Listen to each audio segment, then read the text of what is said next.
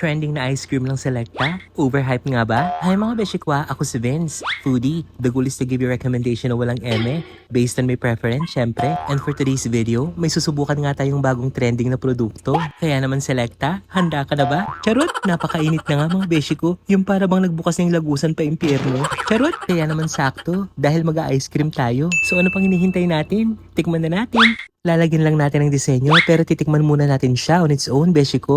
The taste is very creamy, but not overly sweet mga beshi. Although hindi ko na malasahan yung cheesecake mga team, at dahil New York cheesecake nga siya, yun yung ini-expect kong lasa mga beshikwa. May bits and pieces ka pa rin makukuha, kaya naman okay yung texture niya. Overall, masarap naman siya, but nothing too special mga beshikwa. At dahil trending nga siya, syempre nag-expect tayo mga beshikwa. Charot! Marami na nga akong na-try na ice cream at gelato, so I think this one is overhyped nga mga beshiko. So if you enjoy this video, bigyan nyo naman ako ng thumbs up or puso. I-follow nyo na rin ako para matawa ako sa inyo. Charot!